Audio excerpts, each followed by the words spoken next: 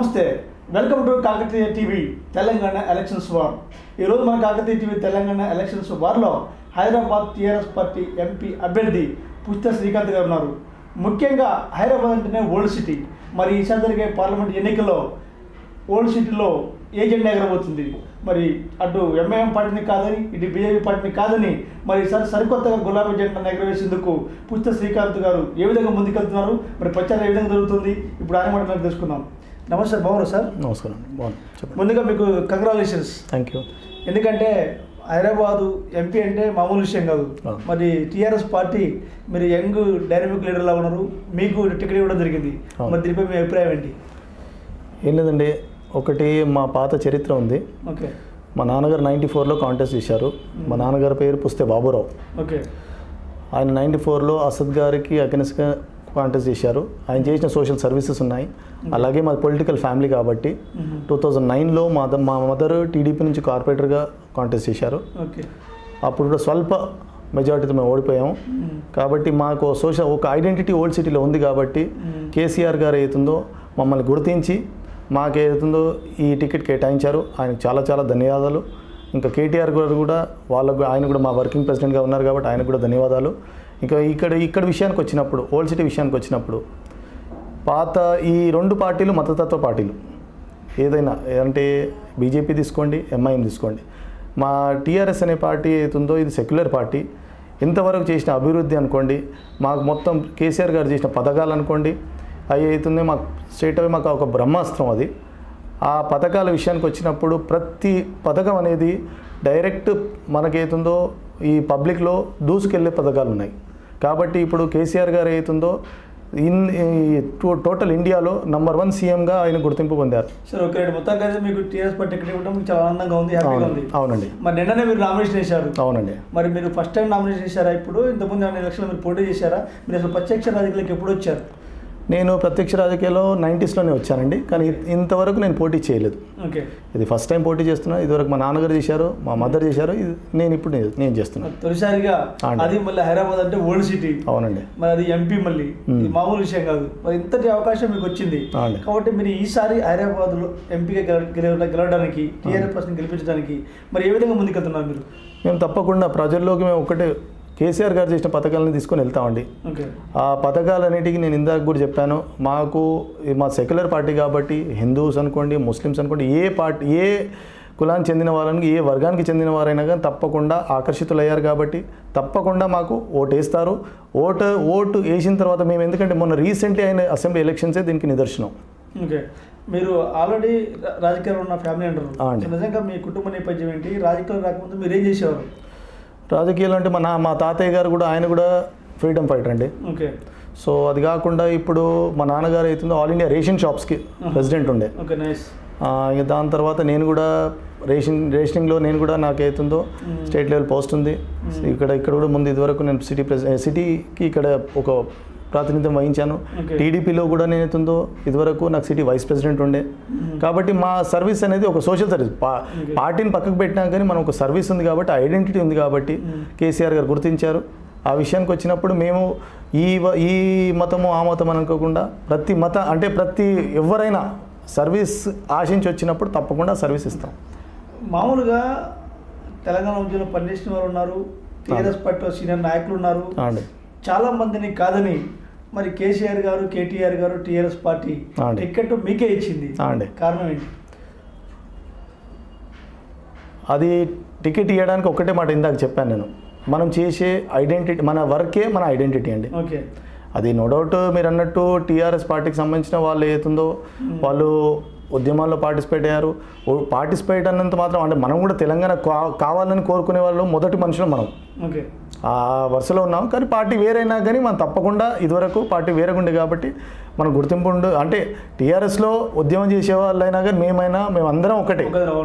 వేరే ఓట్లంటే మాది goal, conclusion మాత్రం అది.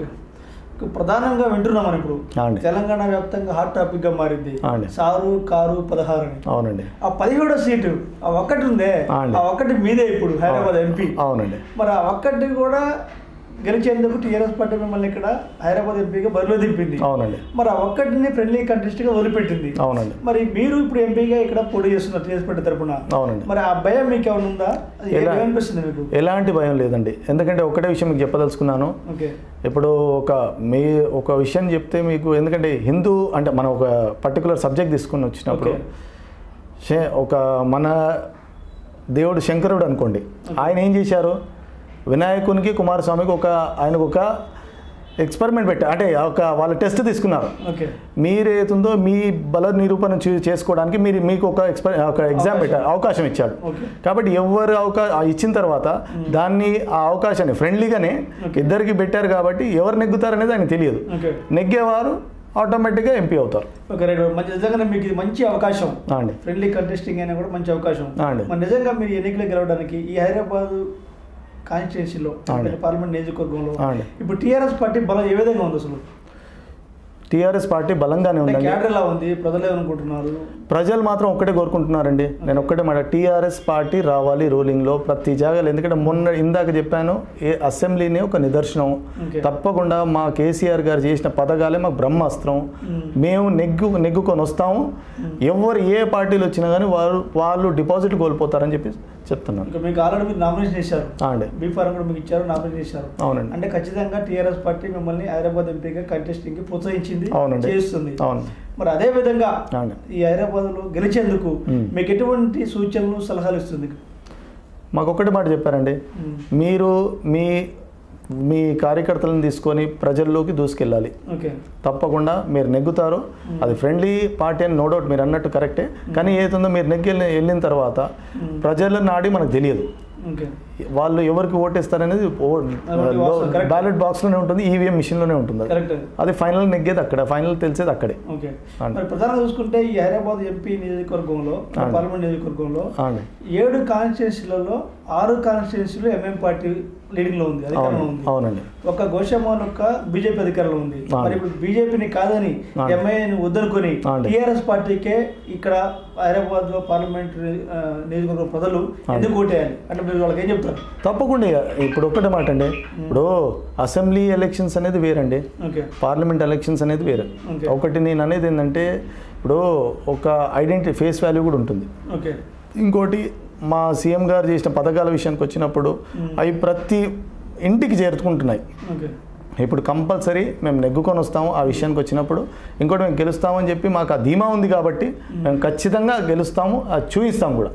Okay right. ఇప్పటివరకు కాంగ్రెస్ పార్టీ అధికారంలో ఉన్న, బీజేపీ అధికారంలో కూడా హైదరాబాద్ ఓల్డ్ సిటీ అంటే ఎంఐఎంకి అడ్డాగా మారింది. అవునండి. గుర్తు వచ్చింది అందరికి చార్మినార్. అవునండి. అటువంటి ప్రఖ్యాతి చెందిన చార్మినార్ ప్రాంతంలో కూడా ఇంకా మురికి వాడలు ఉన్నాయి, డెవలప్మెంట్ లేవు. డ్రింకింగ్ వాటర్ కానీ, మన శానిటేషన్ కానీ, అవునండి, చాలా రహదారులు కానీ, మౌలిక సదుపాయాల కొరత చాలా తక్కువగా ఉంది, అభివృద్ధి జరగలేదు.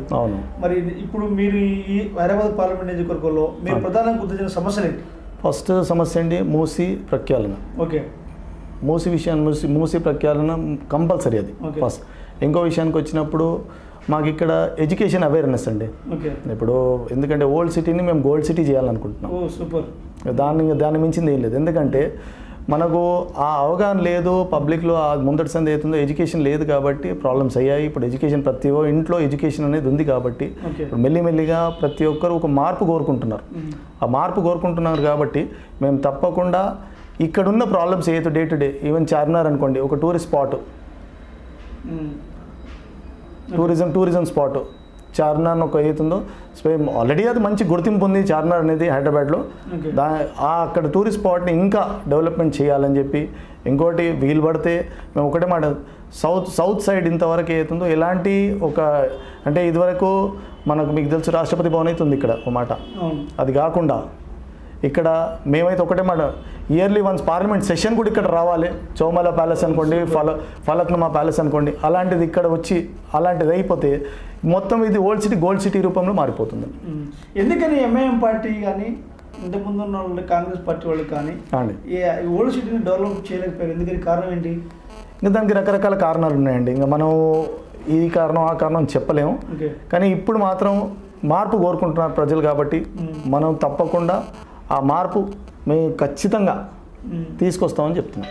మరి ఇప్పుడు మీరు ఆల్రెడీ మీరు నామినేషన్ చేశారు, ప్రచారం కూడా స్టార్ట్ చేశారు. అవునండి. ప్రచారానికి వెళ్ళి ఇప్పుడే వచ్చారు. అవునండి. మరి మీరు ప్రచారానికి వెళ్తున్నప్పుడు ప్రజలు మీకు ఎటువంటి సమస్యలు మీ దృష్టికి తీసుకొస్తున్నారు, మీరు వాళ్ళకి ఎటువంటి హామీలు ఇస్తున్నారు?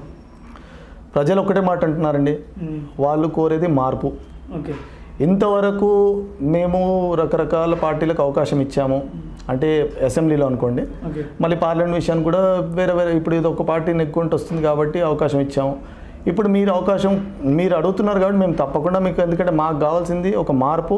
ఇంకా టీఆర్ఎస్ పార్టీ ద్వారా మనకు బంగారు తెలంగాణ వస్తుందని చెప్పి కేసీఆర్ గారు చెప్పారు, అది చేసి చూపిస్తున్నారు కాబట్టి తప్పకుండా మీ ఎంబడి మేము ఉన్నామని చెప్పి ప్రజలు, అంటే మేము వెళ్ళగానే ఆ రకంగా మమ్మల్ని ఏతుందో రిసీవ్ చేసుకుంటున్నారు.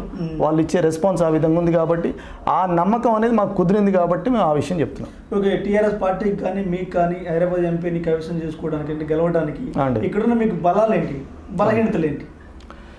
బలాలు ఒకటేనండి, మా కార్యకర్తలే మా బలాలు, వాళ్ళే దేవుళ్ళు మాకు.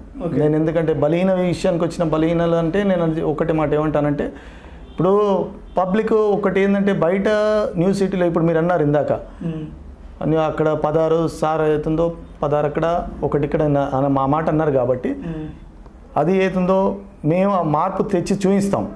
ఆ ఒక్కటి విషయానికి వచ్చి మేము నెగ్గి చూపిస్తాము. ఇక్కడ బలహీనలు అనేది ఇదివరకు ఉండే, ఇప్పుడు మేము వచ్చిన తర్వాత ఆ బలహీనత అనేది ఉండదు ఇక్కడ. ఓకే. మరి ఇప్పుడు ఇంటికి సమయం దగ్గర పడుతుంది అండి. మరి ఎన్నికల ప్రచారంలో అండి ఈ హైదరాబాద్ ఎంపీ గెలవడానికి మీకు మద్దతుగా ఏ రాజకీయ పట్టాలు ఇక్కడ మీకు మద్దతు పలుకుతున్నాయి? సంఘాలు కానీ రాజకీయ పార్టీలు కానీ ఎలా ఉంది మద్దతు మీకు? ఇప్పుడు ఇదివరకు టీఆర్ఎస్ ఉండండి, టీఆర్ఎస్ క్యాడర్ మొత్తం నాకు సపోర్ట్లో, టీడీపీ ఇదివరకు టీడీపీ ఉండే ఇక్కడ. ఓకే. టీడీపీ మొత్తం సపోర్ట్లో ఉంది నాకు. కాంగ్రెస్ వాళ్ళు కూడా అవుతుందో మా దగ్గర చేరికలు స్టార్ట్ అవుతున్నాయి, వాళ్ళు కూడా కాంటాక్ట్లో ఉన్నారు. కాబట్టి ఇంకోటి ఏంటంటే ఇక్కడ బీజేపీ విషయానికి వచ్చినప్పుడు, బీజేపీ అనేది ఒక మతతత్వ పార్టీ కాబట్టి వాళ్ళు అడిగేది ఏతుందో ఒక మతాన్ని పట్టుకొని అడుగుతారు. మాది అలాంటిది కాకుండా మేము డెవలప్మెంట్ గురించి అడుగుతాం కాబట్టి మాకు వన్ సైడ్ ఉంటుందని చెప్పి మేము నమ్మకంతో ఉన్నాం. మామూలుగా ఈ స్టార్ క్యాంపెయినింగ్ అంటే ఈసారి కేసీఆర్ కానీ, కేటీఆర్ కానీ, కవిత కానీ, ఇంకా టీఆర్ఎస్ వాళ్ళు ఇంకా అధినాయకత్వంలో వాళ్ళని వచ్చి ఇక్కడ సభలు పెట్టే అవకాశం ఉంది ఇక్కడ? ఛాన్సెస్ ఉన్నాయండి. ఇప్పుడు ఒక మాట అది అధిష్టానం డిసైడ్ చేస్తుందండి. మనకేంటంటే ఇక్కడ మనం ఊపు అందుకున్న తర్వాత ఆటోమేటిక్గా స్టార్ క్యాంపెయినింగ్ ఉంటుందని చెప్పి ఒక గట్టి నమ్మకం నాకు. నిజంగా మీరు టీఆర్ఎస్ పార్టీ తరఫున హైదరాబాద్ ఎంపీగా విజయం సాధిస్తే మీరు ఏం డెవలప్ చేస్తారు ఇక్కడ? ఇందాక చెప్పాను కదండి, ఒకటి ఏంటంటే ఫస్ట్ మూసి ప్రఖ్యాళన. ఓకే. సెకండ్ విషయానికి వచ్చినప్పుడు మనకు కావాల్సింది ఏంటో ఈ టూరిజం స్పాట్, ఇక్కడ ఏది చార్మినార్ టూరిజం స్పాట్ ఒక డెవలప్మెంట్ అనుకోండి. అది కాకుండా ఇక్కడ ఎడ్యుకేషన్ ఏతుందో కంపల్సరీ అవేర్నెస్ కావాలి. అది ఆ ఎడ్యుకేషన్ మంచిగా ఉండి, ఎందుకంటే బేస్ అనేది ఎడ్యుకేషన్, బేస్ ఉంటేనే దానికి రూట్స్ అనేవి డిఫరెంట్ వెళ్తాయి కాబట్టి ఆ ఎడ్యుకేషన్ ప్రియారిటీ ఇవ్వడం. ఇంకోటి అది కాకుండా అవుతుందో లా అండ్ ఆర్డర్ అయితే ఇంకా మా కేటీఆర్ గారిని అయితే ఇక్కడ హైదరాబాద్ని అయితే రూపురేఖలు మార్చేశారు కాబట్టి ఇదివరకు ఉన్న ప్రాబ్లమ్ అలాంటివి లేవు కాబట్టి. ఎందుకంటే అంటే మా ముందు చూసేది ఏంటంటే మనకు ప్రీవియస్లీ చూసేది ఏంది, ఒక 4 months 6 months ఒకసారి కర్ఫ్యూ కావడము, ఇయర్లీ వన్స్ ఒకసారి కర్ఫ్యూ కావడం, అలాంటిది అన్నీ ఇప్పుడు పోయాయి. ప్రజల్లో ఒకటి ఏంటంటే ఒక శాంతి భద్రతలు అనేది వీళ్ళ కంట్రోల్ మొత్తం టోటలీ అంటే కంట్రోల్ చేసి ఒక సిస్టమేటిక్ ఒక గవర్నెన్స్ నడుస్తుంది అని చెప్పి ప్రజలు మా సైడ్ ఆకర్షితులయ్యారు.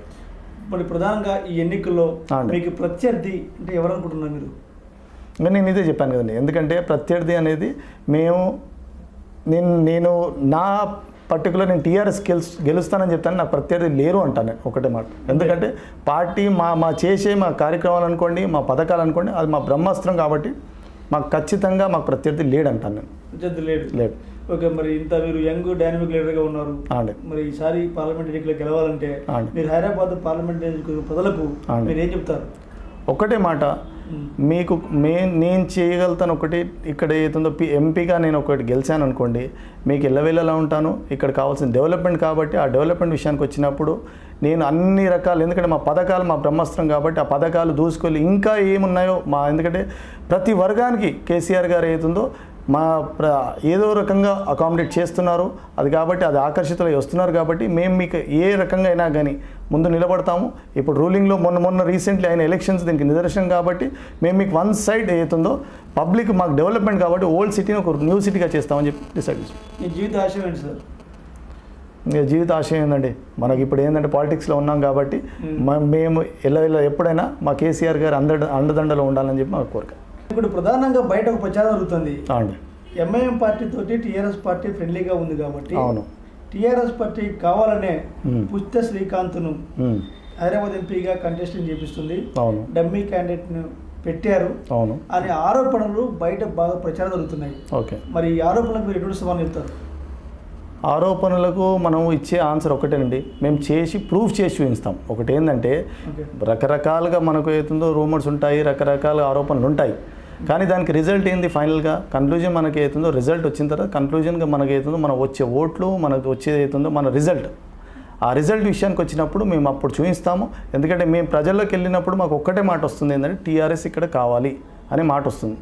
ఇప్పుడు ఈ బయట ఏదైతే డిస్కషన్ అవుతుందో బయట ఏతుందో మన రూమర్ అవుతుందో ఈ తప్పుడు రాజకీయ ప్రతిపక్ష పార్టీలు ఆరోపణలు చేస్తున్నారు. తప్పకుండా అంటారండి. ప్రతిపక్షం అనేది కంపల్సరీ ఉన్నది. ఇప్పుడు రూలింగ్ గవర్నమెంట్ ఏదో విధంగా బ్లేమ్ చేయాలి కాబట్టి ఏదో అంటారు. కాబట్టి మేము ఒకటే మాట చెప్పదలుచుకున్నాము, మేము ఏతుందో ఎంత బలంగా ఉన్నామో ఇక్కడ డమ్మీ కాదు, మేము ఖచ్చితంగా మేమేదో ఢీ కొంటాము, ఎవరైతే మమ్మల్ని అన్నారో వాళ్ళని చిత్తుగా వెనుక నెట్టుతామని చెప్పి చెప్తున్నాను. సార్ ఇప్పుడు మనం చూసుకుంటే ఈ హైదరాబాద్ లోక్సభ స్థానంలో 7 అసెంబ్లీ సెగ్మెంట్లు ఉన్నాయి. అవును, ఈ 7 అసెంబ్లీ సెగ్మెంట్లలో మైనార్టీ ఓట్ బ్యాంక్ చాలా ఎక్కువగా ఉంది. అవును, మరి మైనార్టీ ఓట్లను టీఆర్ఎస్ పార్టీ పడే విధంగా మీరు ఏ విధంగా గుర్తు చేస్తున్నారు? మైనార్టీ ఓట్లు పడే అవకాశం ఉందా? లేదు, తప్పకుండా పడతాయండి. ఎందుకంటే మైనార్టీ వాళ్ళు మొత్తం ఇదివరకు ఏ పార్టీకి ఆకర్షితులు కాలేదు, మొదటిసారి టీఆర్ఎస్ పార్టీకి ఆకర్షితులయ్యారు. ఎందుకంటే కేసీఆర్ గారి పథకాలు ఉన్నాయి చూడండి, అది కంపల్సరీ. షాదీ ముబారక్ అనుకోండి, మీకు ఏతుందో ఆసరా పథకం అనుకోండి, ఇంకా ఏతుందో అది మీకు మన కేజీ టు పీజీ విద్య అనుకోండి, ఇంకా డబుల్ బెడ్రూమ్స్ అనుకోండి, ఇంకా రకరకాల స్కీమ్స్ ఉన్నాయి.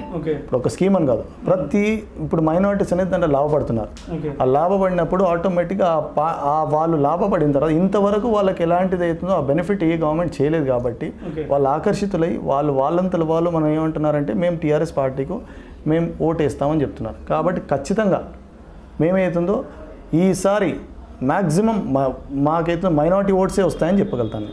కేసీఆర్ గారు చేసిన పథకాలు అనుకోండి, అవి కంపల్సరీ మీకు చాలా మటుకి మైనారిటీస్ బెనిఫిట్ పొందుతున్నారు. కాబట్టి ఆ పథకాల విషయానికి వచ్చినప్పుడు వీళ్ళు ఎక్కువ మైనారిటీస్ బెనిఫిట్ పొందుతున్నారు కాబట్టి మాకు వన్ సైడ్ అవుతుందో మైనారిటీ ఓట్స్ వస్తాయని చెప్పి నేను గ్యారంటీగా చెప్పగలుగుతాను. Okay, thank you very much sir. మా కాకతీయ టీవీ కూడా మీకు all the best sir. Thank you అండి.